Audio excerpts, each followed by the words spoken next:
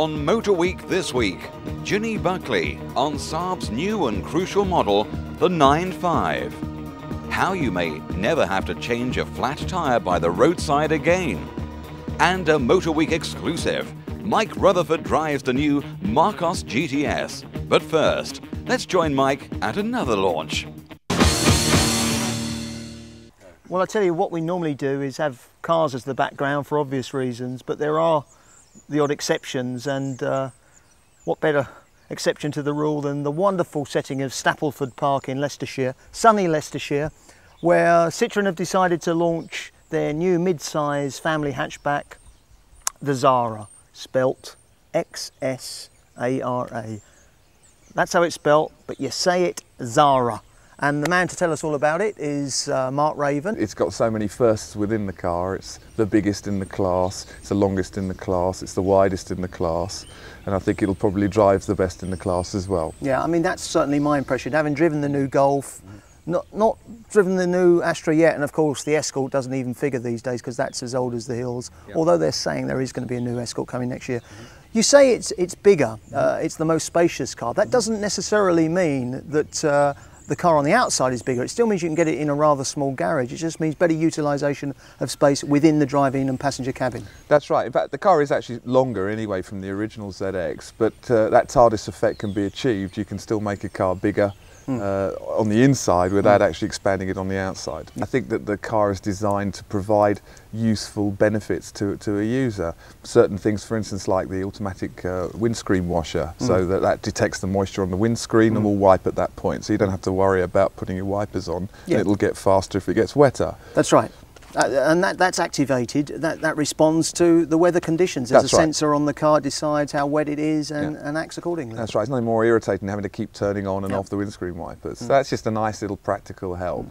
You've got things like the visible child lock indicator, so if the child locks are on, you know they're on by a little red sign that shows up quite clearly. So if you're a parent, you never have to worry about a kid opening the back door and falling out.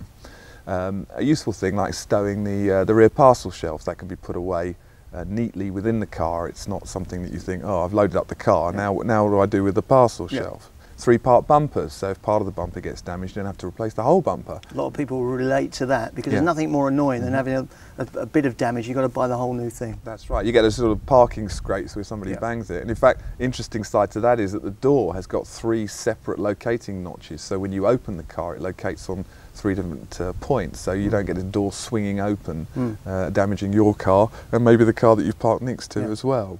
But as far as the styling is concerned, I think that it's important to remember that you're producing a car that has mass appeal, and you can come up with some sort of space alien type of vehicle, but will anybody actually buy it? So what we've designed is a car that the people want. It looks good, it is stylish, but it's a classically modern car. It's not something that's going to look out of date within a year. Well, if you're wondering why I'm looking so smug and so happy, it's because this is not a bad way to earn a living, actually.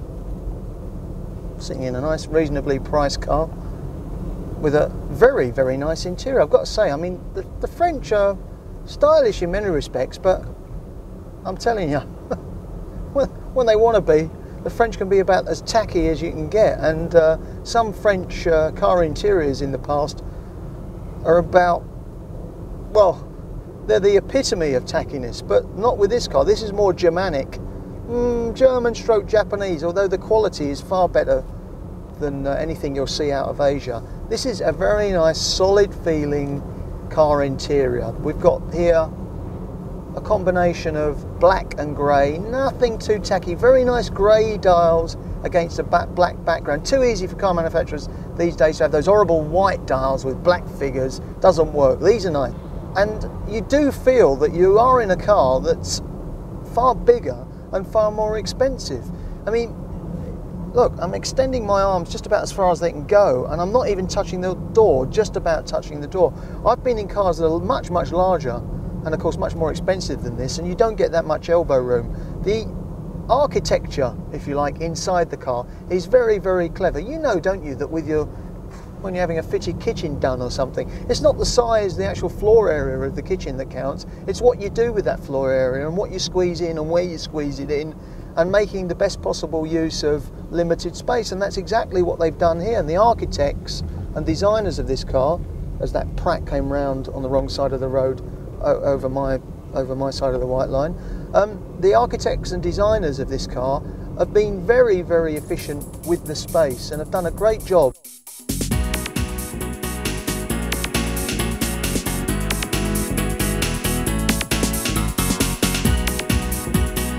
11,800 £11,800, you're getting a brand new stylish car with all the state-of-the-art technology, safety as well. It employs all sorts of high-tech crash-resistant areas and airbags, and that's for £11,800. And I can tell you that on this launch I have driven precisely 1,200 miles in this car, and I think it's fair to say that I can vouch for its speed, its spaciousness, its drivability. And I'm not just saying it because he's here.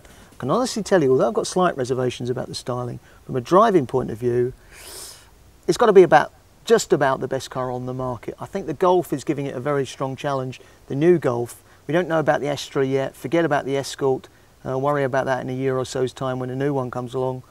For 12,000 quid, the best mid-sized family hatchback on the market just has to be, from the driver's point of view, the new Citroen Xsara, spelled X-S-A-R-A. Well, we've raised one or two question marks over the four-door version of the Xsara, but I don't think anybody could have any complaints whatsoever about this three-door coupe, which is coming in the spring of next year. Four-door will be on sale on November 1 this year. The three-door coupe, spring of '98.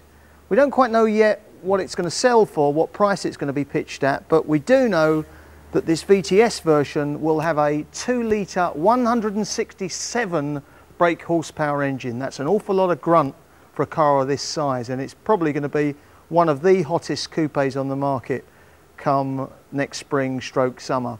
If you're more interested in a warm coupe, there's the VTR version, 112 horsepower, but for the time being, this is the one to beat. Most British manufacturers will be launching new models at the London Motor Show. As well as this 2-litre GTS, tested first by Motor Week, Marcos are also launching a one-make race series with a new Manx Racer. AC, Lotus, Morgan and TVR all launch new models too. Also at this year's Earl's Court Extravaganza, Aston Martin will be showing their new V8 Volant. Its 5.3-litre V8 can whisk you across unrestricted continental roads in excess of 150 miles an hour, essential if you're to make that party on the Riviera. We showed you this NCX concept car on the Daihatsu stand in our Frankfurt show report. Well, response was so good that Daihatsu has confirmed to us that it will go into production. This reinforces Daihatsu's position as the ultimate small car specialist, giving them a model in the niche occupied by Ford's Car and Seat's Arosa. The name is likely to change, although the basic shape will stay the same. Isuzu UK are hoping for a similar response to their V-Cross. Originally a concept car for the Tokyo show back in '93, this futuristic off-roader, designed by Brit Simon Cox, was loved so much that it was put into production. But they kept it to themselves, only selling the car in Japan. If you like it too, get down to the show and tell them we want it too.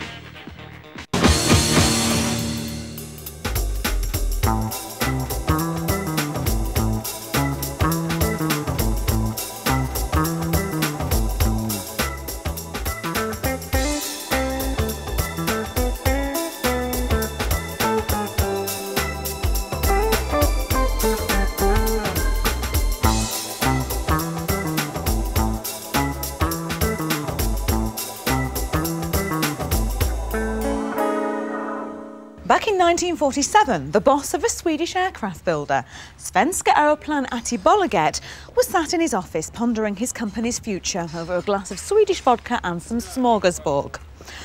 The problem was he wasn't selling enough planes, and he knew that to sell more planes, he needed to get the general public to buy them.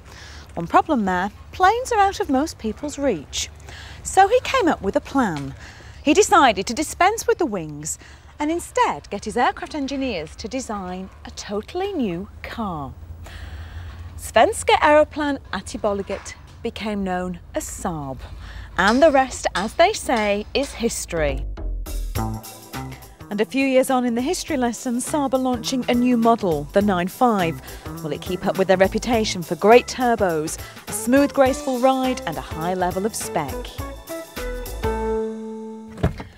So the cabin is certainly packed with high levels of innovation and a great standard of equipment, but of course it's on the road performance that actually counts, so let's give it a go. First problem is, where's the ignition? Is this some kind of Swedish intelligence test for the uninitiated? No, in keeping with Saab's traditions, the ignition is mounted here in the centre of the console next to the handbrake, which when you actually think about it is a far more logical place to find it anyway, particularly if, like me, you're left-handed. Saab's smooth ride quality has been enhanced if it were possible. You almost float along on even the roughest of road conditions. The 2.3 litre engine that we tested has plenty of pulling power, not just at acceleration, but also in the mid-range. And behind the wheel, well, the 9.5 feels solid and grips well. This really is a great cruising car, but just let down a little bit by the fact that it should be slightly more direct in the steering. Well, the 9.5 is the third addition to Saab's range, but it doesn't replace anything, does it? No, Ginny, we're going to carry on with the 9000 till the end of the decade, and the very successful 900 carries on. But this is an all-new premium car for us, in addition to the range. So you're attacking the 5 Series buyers and the Audi buyers. And the Volvo and the Mercedes and the Xsaras. All those people. Yeah. How is Saab, how are you going to stand out? What do you offer that the others don't? Well, I think Saab's always been known as really mixing very good performance, good fun driving with very safe driving. This is your second collaboration with General Motors, isn't it? So is this a pure Saab, or are there a few Americanisms in there, do we think? No, I think it's a very Saab product. You know, the Swedish engineers are very independent. So they've decided what they want and they've gone for it. Absolutely, designed the platform to suit the car. Right, and as you say, there are still a lot of traditional Saab styling cues in there. What do we find that's pure Saab, do you think? Pure Saab, well, I think the attention to detail. The engine, of course, is now totally turbo, whether you go from the 2 litre to the V6 or the full turbo. All eco-power engines now. So what do we find under the bonnet? What's in the engine range? Engine range, well, we start off at 2 litre. So you're going to have a 2.3 V6 and in the autumn next year, a full turbo.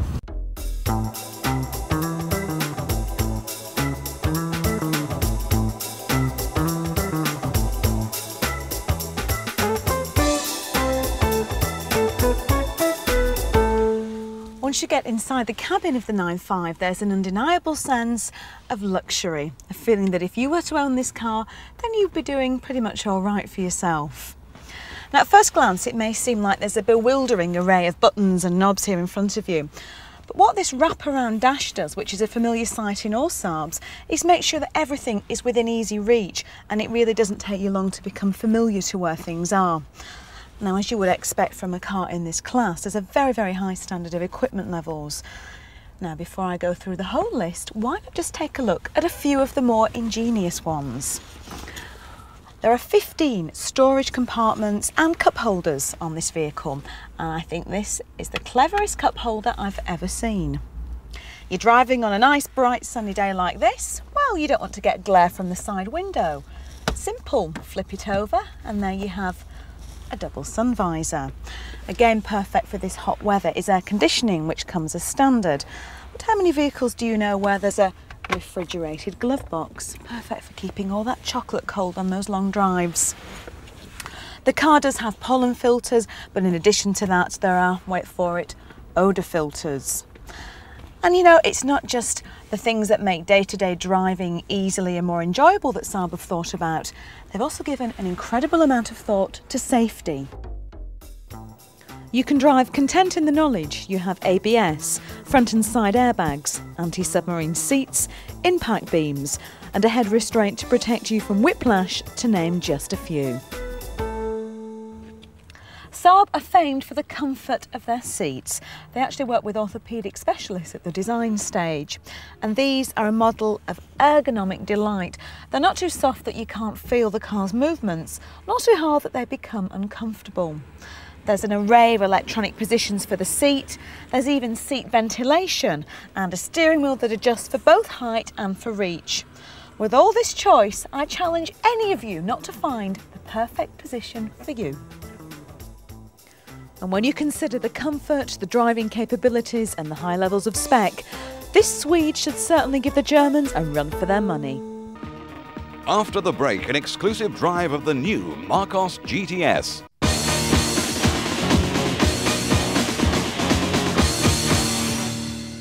Okay, so what do the following English towns got in common?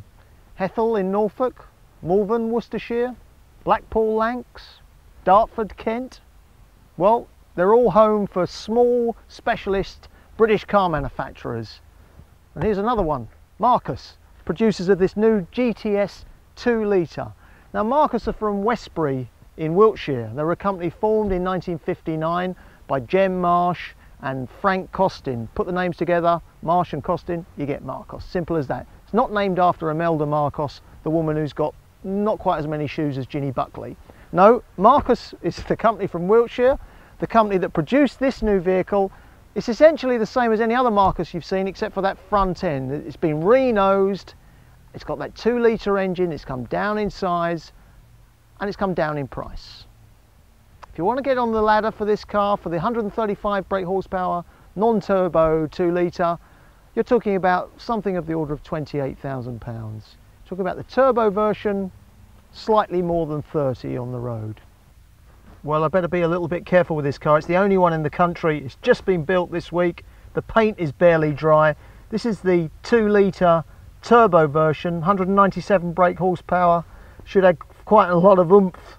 If I ever actually get the thing going. It's got one of those awful immobiliser systems where you have to keep prodding the little blipper several times before you can actually turn the ignition key and get the engine to fire up. But one thing worries me more than that at the moment, and that's the fact that the seat on this car can't be moved forwards or backwards. There is no seat adjustment for the base of the seat or the backrest. What you do is electronically adjust the pedals. Can you believe it? There's a little switch underneath the dashboard which brings the pedals forwards or backwards. The problem is I brought the pedals as far forward as I can, and I'm still reaching out. I'm stretching actually to floor this clutch pedal, and certainly I need a couple more inches. I'm about 5'10". You can't call that terribly tall, and I think anybody who's maybe 5'6", 5'8" would really struggle in this car with this present arrangement. But that's hopefully something Marcos can explain to us a little bit later on.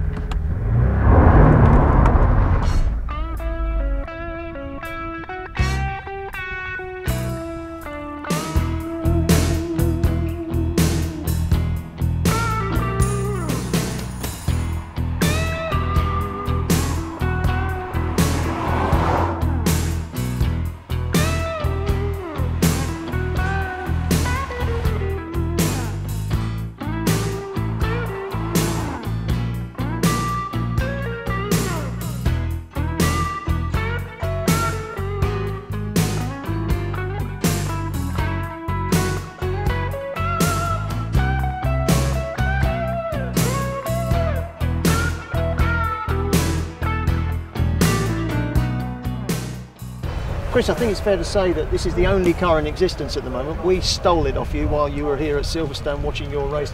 I've got mixed feelings about it. Some of it I love, some of it really annoyed me. Now let me start right from the beginning. I think you're going to have an immediate answer, and that's this question of reaching for the pedals. I was struggling to reach the pedals, but that's because this car was set up for somebody taller. Yeah, what we've got an electric pedal system that goes up and down, and it moves it about 8 inches.